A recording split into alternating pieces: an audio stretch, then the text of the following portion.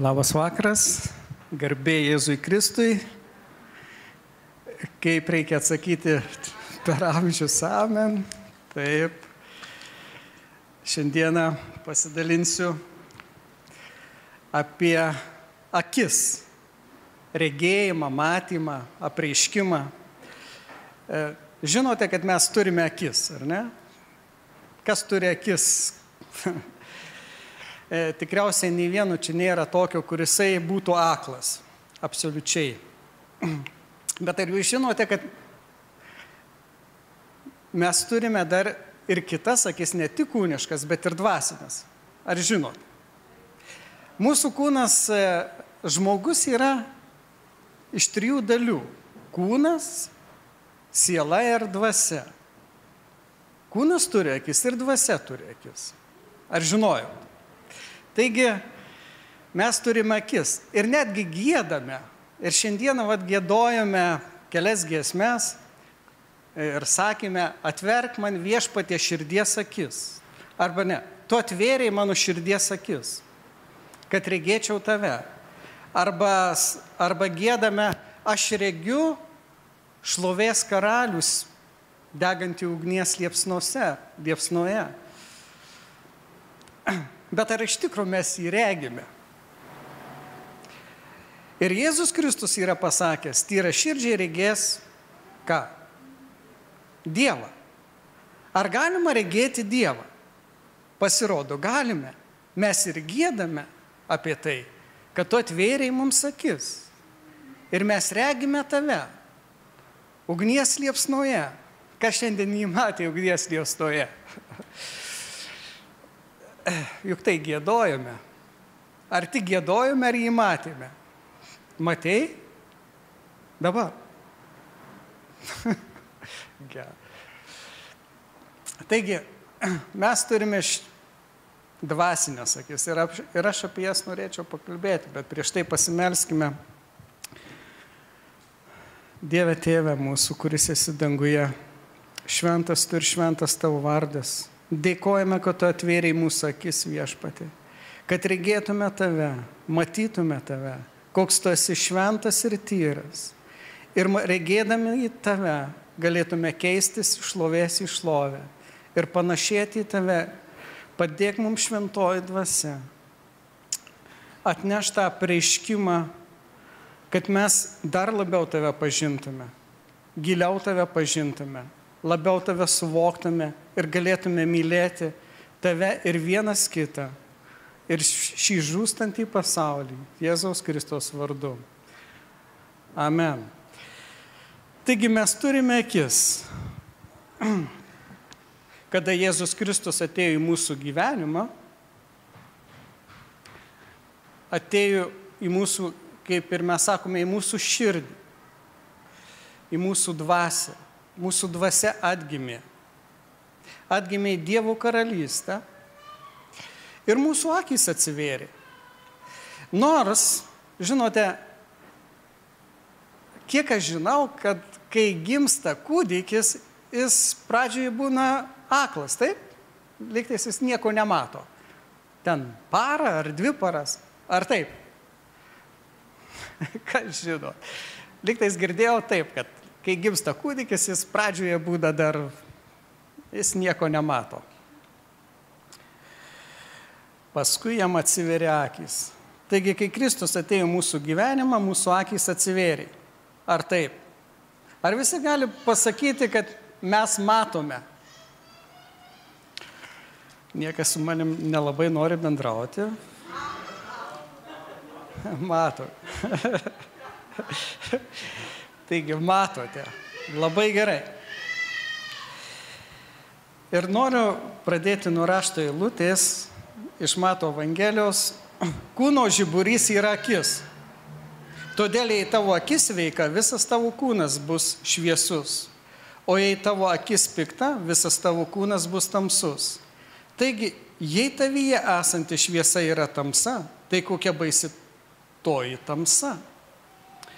Ir čia Jėzus duoda tokį palyginimą, kad kūno žiburys yra akis. Žinote, jeigu mes dabar staiga apaktume ir mums reiktų grįžti namo be niekieno pagalbos, aš neįsivaizduoju, kaip mes gal kaip nors susiorientuotume, bet kiek daug kliūčių ir daug būtų problemų grįžti. O jeigu tu gimęs aklas, tai tu daug ko nežinai, ar ne? Nežinai spalvų, daug dalykų nežinai, ką mes regintys galime matyti ir pažinti matydami.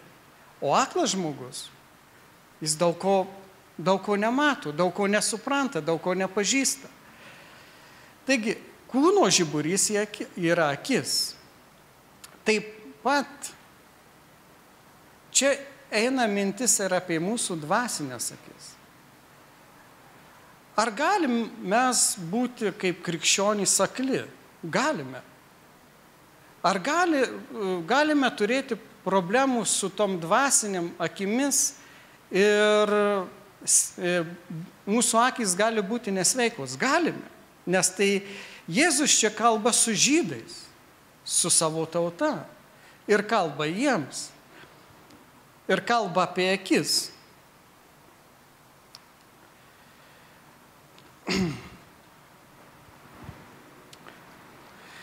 Ir kaip Lukas arba Ezekėlio 12 skyrius 2 eilutė. 2 eilutė. Taip ten rašoma. Apie tautą Ezekėlis kalbas Dievo tautai. Sako, maištinga tauta, kurie turi akis, bet nemato. Taigi, apie kokias čia akis kalbama? Aišku, ne apie šitas kūniškas akis, bet apie dvasinės akis. Ezekėlis sako, turi akis, bet nemato.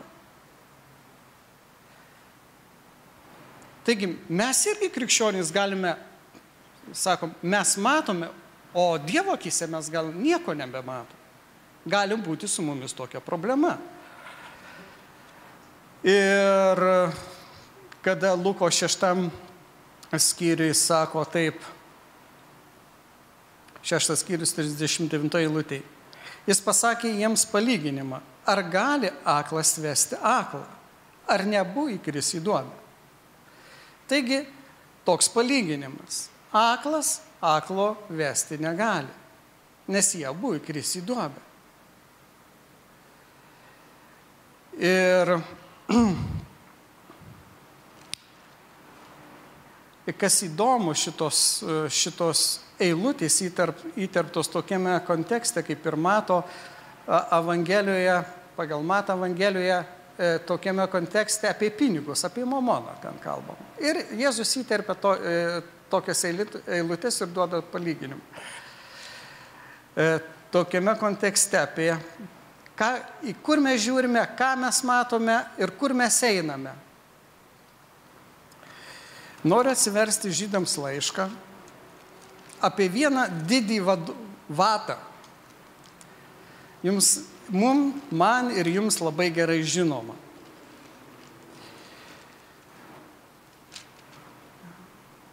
Ir dar prieš tai noriu paskaityti iš 11 skyriaus Hebrajams laiško 13 eilutės. Čia kalbam apie Dievo vyrus, moteris, kurie tikėjo Dievu. Ir čia taip yra rašoma, 13 eilutė. Jie visi mirė tikėdami, dar negavę pažadėtų dalykų, bet iš tolų juos regėdami, buvo įsitikinę jais ir priėmė juos, išpažindami, jog jie žemėje svečiai ir keleiviai. Sako, jie mirė ir jie regėdami tuos dalykus, jie regėjo dalykus, kurių negalime matyti šitomis akimis. Ir sako, jie regėdami ir išpažindami jog jie žemėje svečiai ir keleiviai. Taigi mes matome, kad jie save laikė tik svečiais ir keleiviais šioje žemėje. Ir jie ieškojo tėvynės, kurios tu šitomis akimis negali pamatyti. Ir noriu dabar prieiti prie to didžio vyro, taip pat tai bus Mozė. Kada su žydų kalbu, su žydais kalbu, nesakyk Mozei, nes jie nekalba su tavim, jie juokiasi. Aš kelis kartus pavartojau, žiūri mane juokiasi. Sako, apie ką tu čia kalbi? Koks Mozė? Ten Mošė, reikia sakyti. Taigi, kai su žydais kalbate, kalbėkite žydiškai, hebrajiškai. Tada jie suklūsta ir tada pradeda klausytis. Taigi apie Mošę, Mozę. Ir pradedam nuo 24 eilutės. Tikėjimo Mozė užaugęs atsisakė vadintis faraono dukters sūnumi.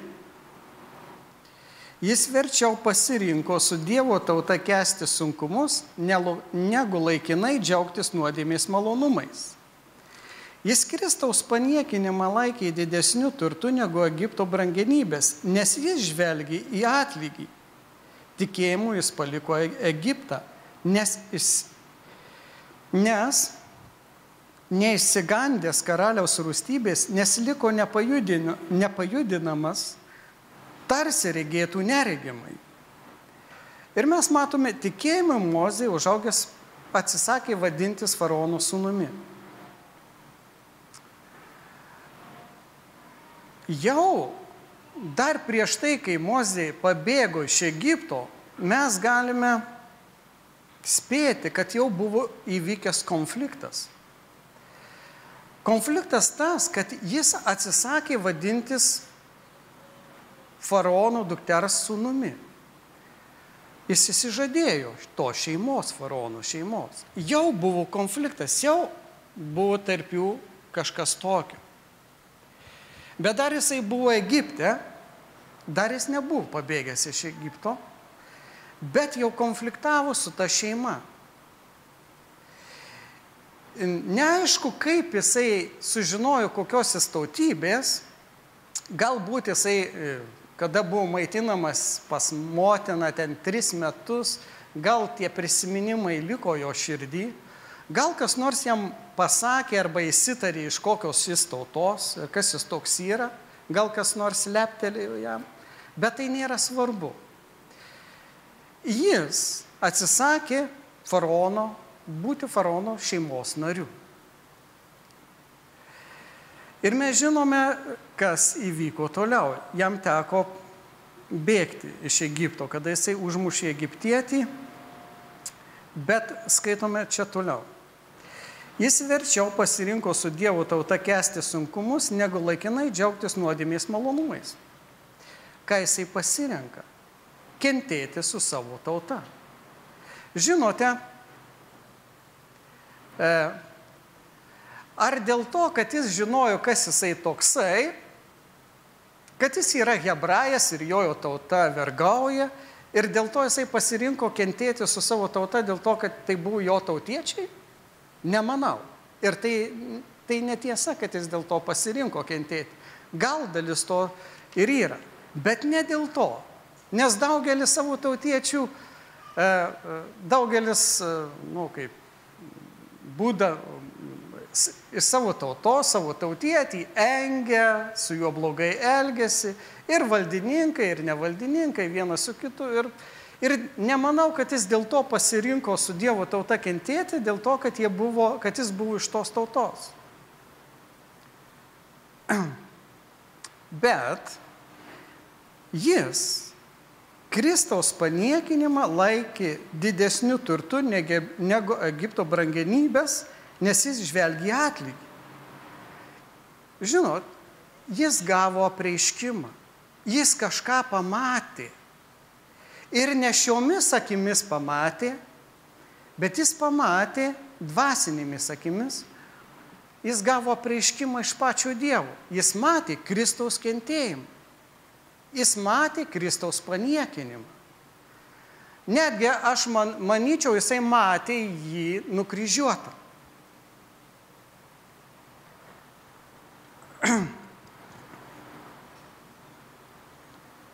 Ir kalbant vieną kartą, bekalbant man su žydų tautos žmogumi, aš pasakiau tą mintį,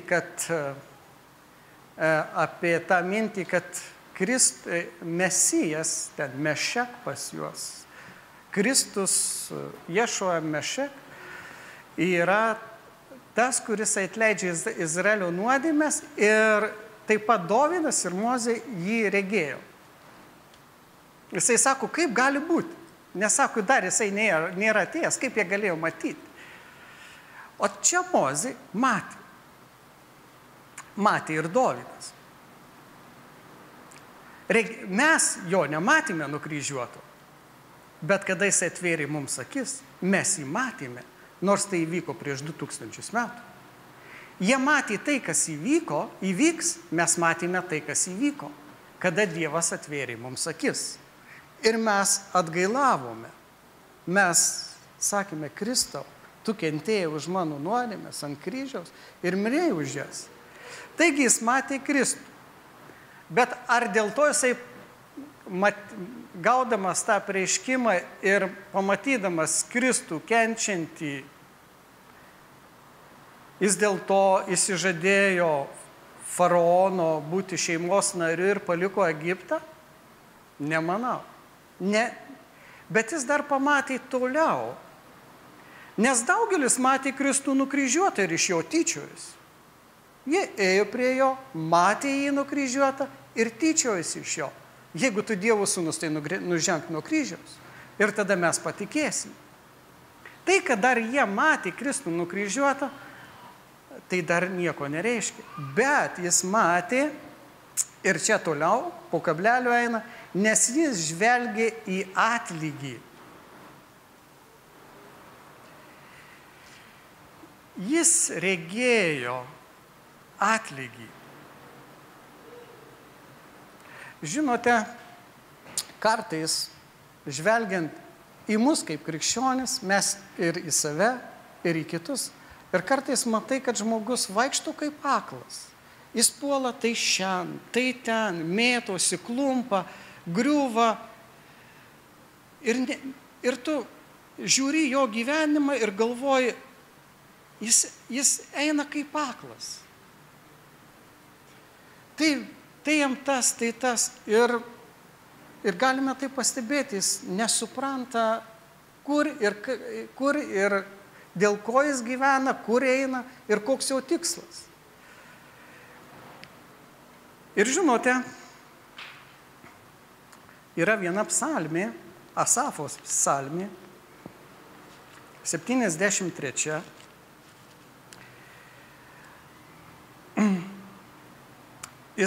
Asafas taip kalba. Bet mano kojos vos vos nepaslydo mano žingsniai. Aš pavydėjau kvailiams, matydamas nedorėlių pasisekimą. Kur jisai žiūrėjo? Kur jis nukreipė savo žvilgsnį? Į tuos, kuriems sekasi. Jis matė, kvailiams sekasi. Arba toliau ten skaitam, bet Dieve, jiems sekasi, jiems viskas gerai sekasi. Jie gyvena, vargų nepatiria ir nieko kito. Ir sako, vos nepaslydau. Kas atsitiko? Kažkas buvo atsitikę su jo regėjimu. Jo žvilgsnis buvo nukrypęs ne ten, kur reikia. Bet kada jisai įėjo į šventyklą ir sako, kol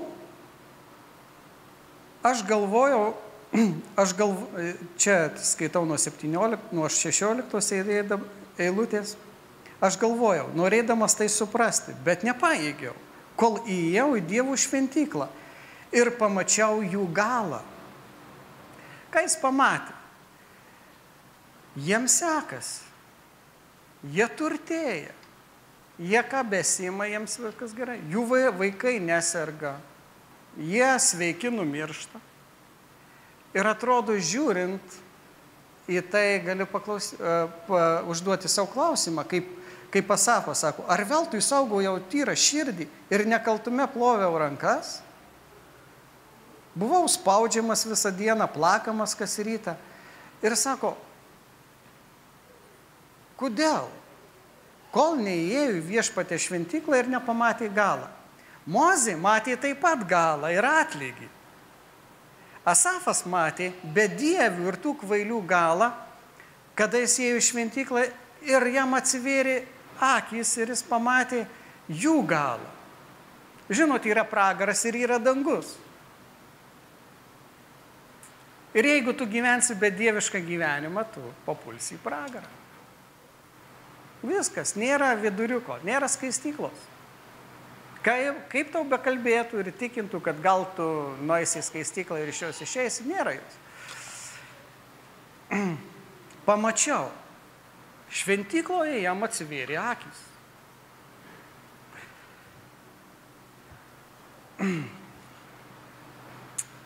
Taigi, į ką jie žiūrėjo? Į amžinus dalykus.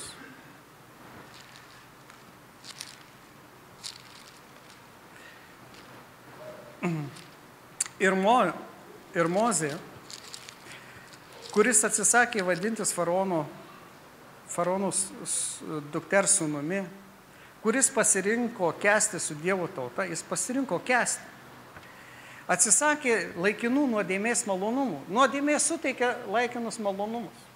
Kas esate gėręs? Vartojęs kokių narkotikų? Kas paleistuvavęs? Ir visokių kitokių dalykų daręs. Ar nesuteikia tam laikiną malonumą? Ne, tuo momentu tai tau suteikia malonumą ar ne? Taip, suteikia malonumą. Išgerk, pralinksmėsi, bus tau gera.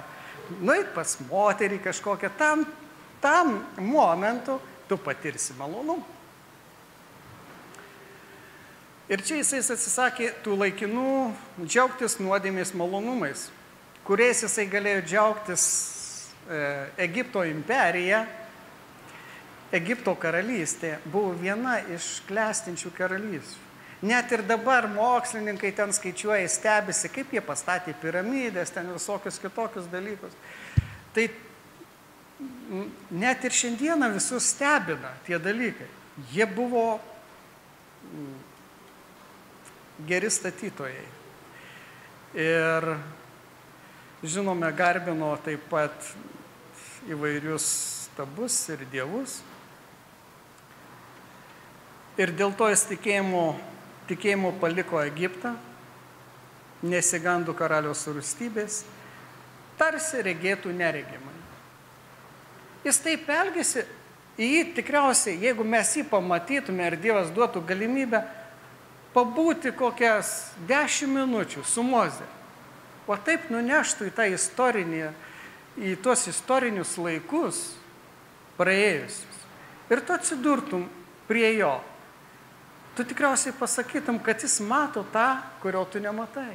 Jis matė viešpatį, sako, jis tarsi regėtų neregimą. Tarsi regėtų. Jo toks gyvenimas buvo, kaip Enocho, atsimenat? Sako, jis vaikščiojo su Dievu, apie jį toks liudijimas sklido. Dar prieš tvaną ir po tvano atėjo gandai,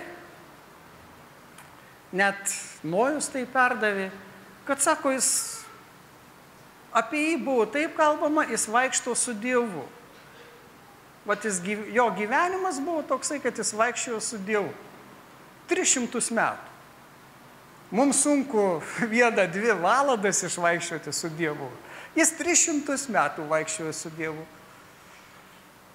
Kiek tau išeina pabūti su Dievu laiko? Kiek per dieną?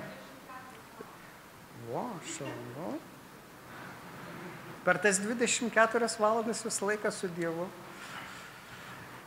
Įsijungiam kokį filmuką pažiūrėti, dar kažką tokio, atsipalaiduoti, kur nors kažką. Ne, aš neturiu nieko prieš kokį gerą filmą. Bet žmogus 300 metų vaikščiojo su Dievu.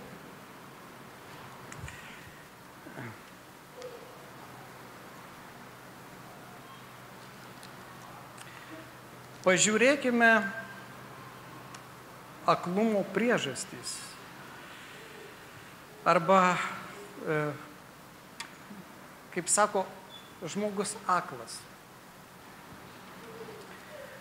Noriu pradėti nuo tokios eilutės Petro. 2 Petro. Ir labai aiškiai Petras apie tai sako. 2 Petro, 1 skyrius, čia 9 eilutė.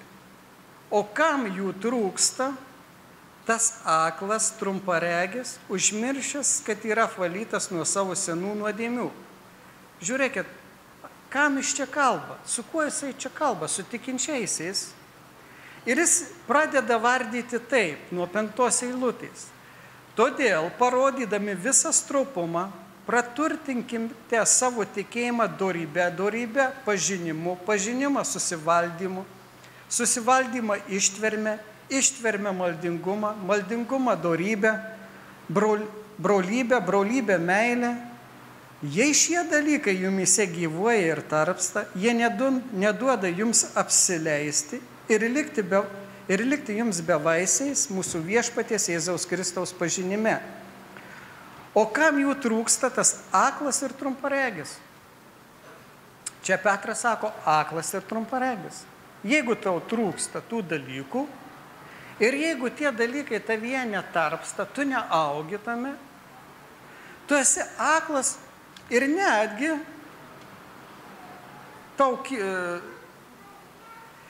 netgi tu užmiršti, kad esi apvalytas nuo savo nuodėmių. Tau vėl ta pati kaltė sugrįžta ir vėl tu jautiesi kaltas ir nepriimtinas Dievui.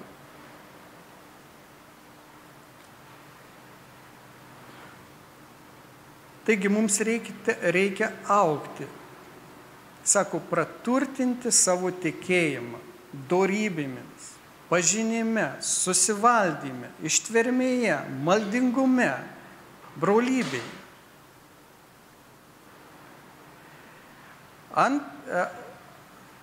Jono 1 laiškas, 2 skyrius 11 eilutė. Kas brolio nekenčia, tas yra tamsoje. Jeigu tau širdį yra neapykanta ir neatleidimas, tu esi tamsoje, tu esi aklas. Lukas 6:41. Kodėl matai krislą savo brolio akyje, o savo akyje nematai rąsto?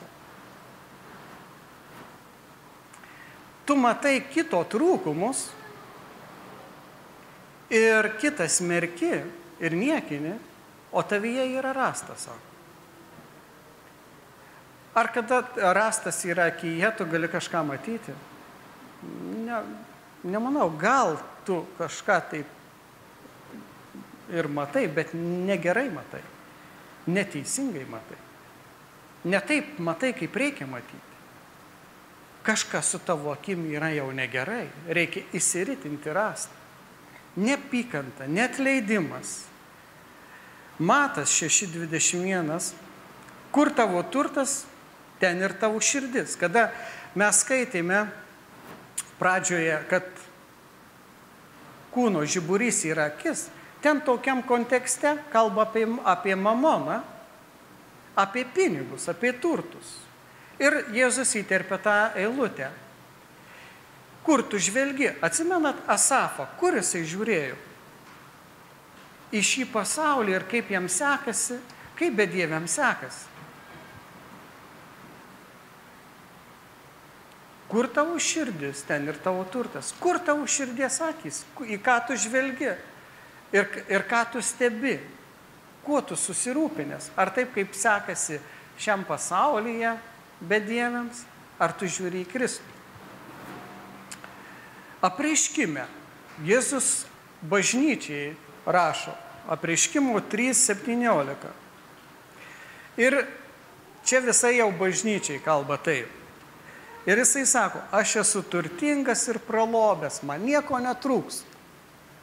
O Jėzus ten sako, o tu esi aklas ir nuogas. Atsimeni? O tu, sako, esi aklas ir nuogas. Kada apie save labai gerai manai, kad tu jau turtingas, kad tau nieko netrūksta, tavęs niekas nepamokys, tau niekas nieko nepasakys, ar gal tu jau aklas esi?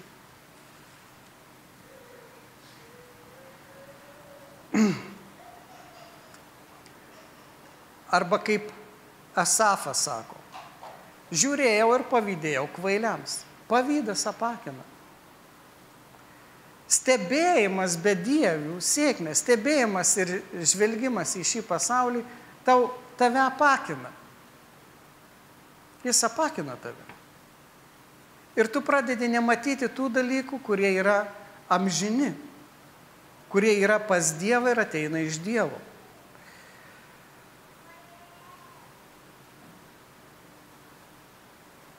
Arba atsimenat, fariziejus ir muitininkas atėjo juodu melstis į šventyklą. Atrodo, šventykloje tai jau tu turėtum viską matyti, kaip Asafas ėjo į šventyklą ir pamatė.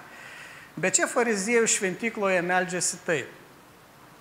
Ir tas palyginimas buvo skirtas, Jėzus pasakė palyginimą tiems, kurie kitus niekina, o save laiko teisėjais. Pasitikėjo savo teisumu. Pasitikėjimas savo teisumu. Niekinimas kito. Apie save geras galvojimas. Tai jau su tavo regėjimu kažkas yra negerai. Kažkas su tavo dvasiniu akim yra negerai. Ir psalmėje noriu pabaigti maldą. Ir psalmėje 13 psalmėje 3, sako psalmistas taip, pažvelk, išklausyk mano viešpatį, apšviesk man akis, kad mirties miegu neužmigčiau, kad priešas nesakytų, nugalėjau jį. Žiūrėkite, ko prašosi? Kad neužmigtų, kad viešpats apšviestų jo akis ir jis neužmigtų. Kad priešai žiūrėkit, priešas triumfuoja. Kada jisai triumfuoja? Kada tu miegi.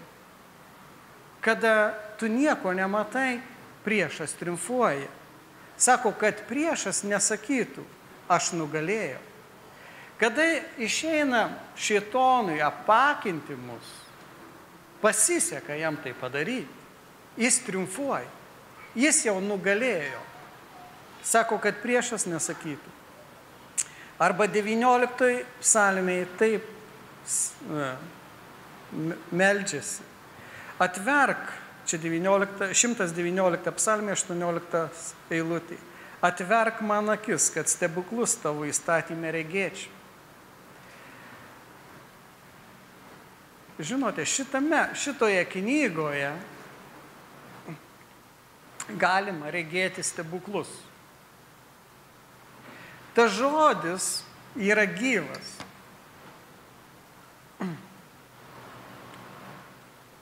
Kada jį mes įsileidžiame į savo gyvenimą, į savo širdį. Psalmėje 121 pirma eilutė. Pakeliu akis į kalnus, iš kur ateina pagalba. Psalmėje 51:6. Pakelkite akis į dangų, pažvelkite į žemę. Dangus praeis kaip dūmai, žemė susidėvės kaip drabužis. Dievas sako, pažiūrėkite į dangų, pažiūrėkite į žemę. Dangus kaip dūmas praeis ir žemė susidėvės. Praeis dangus ir žemė. Kokia viltis čia? Į kur mes kreipia Dievas, kur turėtume žiūrėti? Ar iš šiuos žemiškus dalykus, Ar į tai, kad ragina mus, sako, ieškokite Dievo karalystės, žiūrėkite į dangiškus dalykus. Ir kaip pabaigiant tokia eilute, kaip ir Efeziečiams Paulius apaštalas.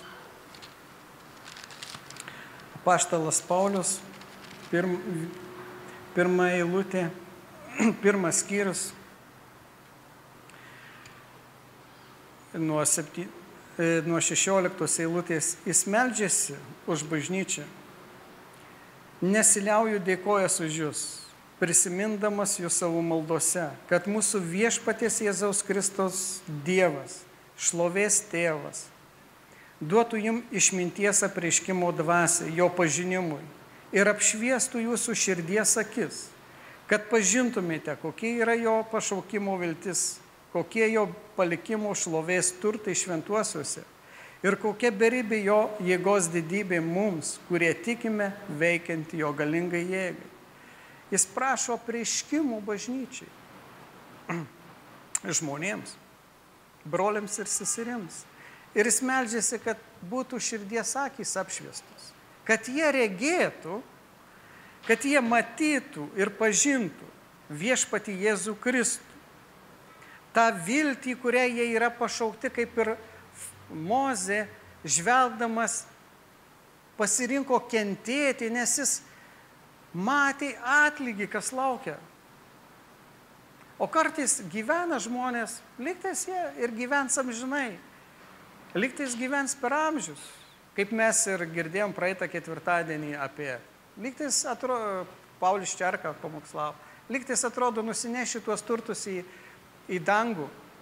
Arba kai čia neseniai internete skaičiau ten laikraštį Delfi, ar kur viena moteris ten suviniojo savo pinigėlius, kuriuos jai padovanojo vaikai į kažkokį maišą ir įsidėjo į stalčių ir termitai suvalgė josios pinigėlius. Ten buvo apie 150 tūkstančių ar kiek, ar 400 tūkstančių. Nežinau, litais, bet pusė jų 5 ar 15 ar kiek procentų suvalgė. Dievuškask, turi šią dėdą leisk, termitai suvalgys. Taigi, atverk mums viešpatie akis, kad stebuklus regėtume tavo žodyje, kad tikrai mūsų širdies akys būtų nukreiptos, kad neužmigtume tuo miegu ir šėtonas netriumfuotų. Ir sako, kokie jo palikimo šlovės turtai šventuosius. Pamatykime tuos turtus viešpatyje. Tai, kas mūsų laukia ateityje ir tai, ką mes turime savo viduje. Ramybė, džiaugsmas, teisumas. Tu esi išteisintas ir tavo nuodėmės yra nuplautas. Tu teisus per Jėzų Kristų. Kokia tai dovana? Ir ne tik tai, sako, jeigu Dievas nepagailėjo savo sūnaus, tai, kas yra brangiausia, ar neatiduosiu viso to kartu su juo? Taigi, pasimelskime. Viešpatie Dieve, dėkojame tau. Dėkojame tau už tavo žodį, kuris yra kaip žiburys, kuris yra žiburys mūsų kojai. Ir mes galime regėti tave, viešpatė. Tyra širdimi žvelgti į tave. Tu pats pasakei, kad tyri širdžiai regės tave. Ir Dieve, atverk mūsų širdies akis, kad tave labiau pažintume. Pažintume tavo kelius, tą viltį, kurią tu mus pašaukai. Ir tuos turtus regėtume, viešpatė, ir tuos pažadus tavyje per Jėzų Kristų. Amen.